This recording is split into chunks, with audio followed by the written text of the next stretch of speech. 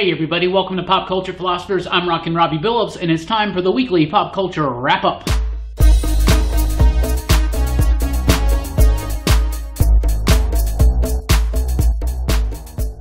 That's right everybody, time for the weekly pop culture wrap-up. It's the show where I go over the week's pop culture news, mostly comic books and movies. Let's get right into it. First of all, with a lot of comic book news, Heroes in Crisis has been announced. We've had a lot of rumblings lately hearing that Tom King was building up to the Sanctuary project. It is here. It's a book called Heroes in Crisis. It debuts at the end of September. It's going to run 7 issues with artwork by Clayman. It's going to focus in on Sanctuary, which is a crisis center in the DC universe for superheroes. So think about the stuff that's been going on in Tom King's Batman with Poison Ivy, with Booster Gold. So Booster Gold, Harley Quinn, they're going to be in it.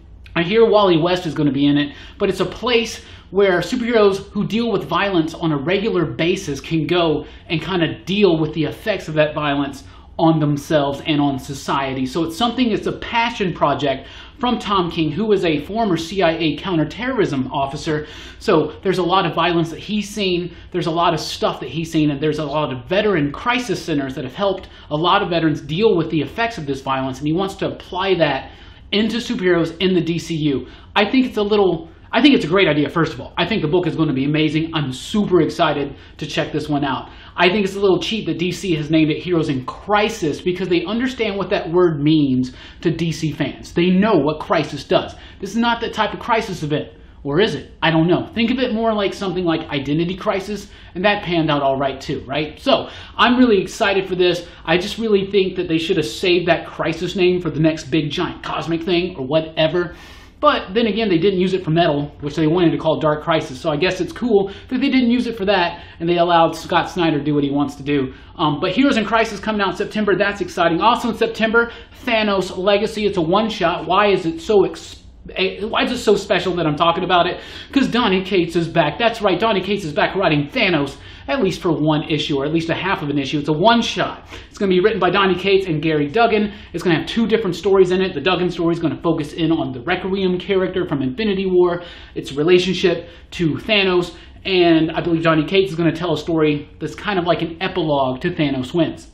Super exciting news, even if it's just for 20 pages, half of an issue, a half of a one-shot. It's exciting to see Donny Cates back on Thanos. Also returning in October this year is the Unstoppable Wasp. If you're familiar with this channel, if you watch the weekly comic book review, you know that I was enamored with Jeremy Whitley's Unstoppable Wasp, the Nadia Pym book. I loved it. It's coming back, and now Janet's going to be involved as well. It's going to have both Wasp and all the agents of GIRL, G-I-R-L, the super science girl nerds of the MCU. I adored that book. I'm so excited for it to come back. But before that, in September, Iceman's coming back. Isn't that interesting? Marvel has canceled both of these titles last year, and now they're bringing them back for another chance. So fans of Unstoppable Wasp and Iceman, this is your chance to kind of pump it up, build into it, get your friends involved. Me personally, I loved Unstoppable Wasp.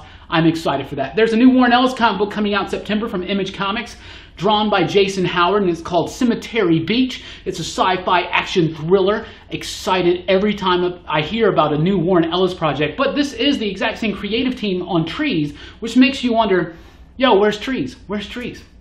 Well, I follow Warren Ellis' newsletter, and it seems like he's kind of stuck right now on Trees, but it's exciting that they got a project coming out called Cemetery Beach. Warren Ellis does sci-fi, hard edge type stuff really, really well, and he does action stuff well as well, so it's cool as well.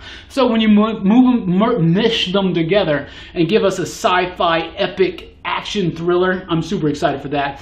DC Black Label, it is still happening, trust us. In fact, we have some official dates to talk about it. DC Black Label is kind of like their more mature readers content, just more different things outside of continuity that stand on their own. First of all, Batman the Dan, which is the Brian Azzarello, Lee Bermejo Batman series. That starts in September. It's going to be bi-monthly. Superman Year One is coming out in November. That's what they say, by Frank Miller and John Romita Jr. That's going to be bi-monthly as well. And the Other History of the DC Universe by John Ridley, that's going to start monthly in December. At least that's what they say.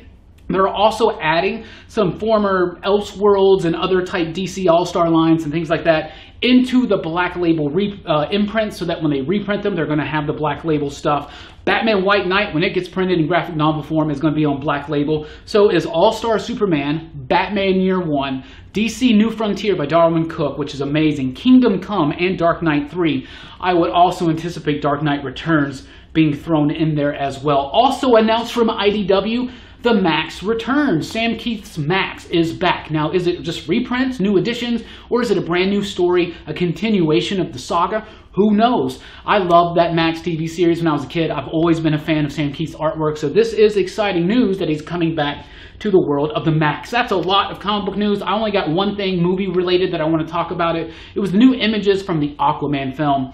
These images are great. I love them. They're spot on. The image with Ocean Master and Aquaman, I love it. I love the costume. I love the way it looks. I love the coloring. It looks really nifty. Very, very cool. But the thing that really gets me is the image we see of Black Manta. The first thing. It's just seriously the dude standing there, and he looks cool. He looks fine, right? But there's the Black Manta helmet right there, and I saw it, and I was like lost from my mind. It looks so spot on. If they can get that voice from Challenge of the Super Friends, ooh, that's awesome. And of course, it's also been confirmed by the director James Wan that the Aquaman trailer is debuting at San Diego Comic-Con. So be on the lookout for that. Of course, we're going to cover that and more here on PCP. Thank you guys so much for checking out the video. Upcoming Pop Culture Philosophers, just be on the lookout for more of these wrap-ups, weekly comic book reviews, all that stuff. Check us out on Patreon, patreon.com/PCP to help support this channel, get more videos, all that jazz. Thank you guys so much for your support. Let me know in the comments below anything you want to say about any of this news I covered or the news I didn't cover.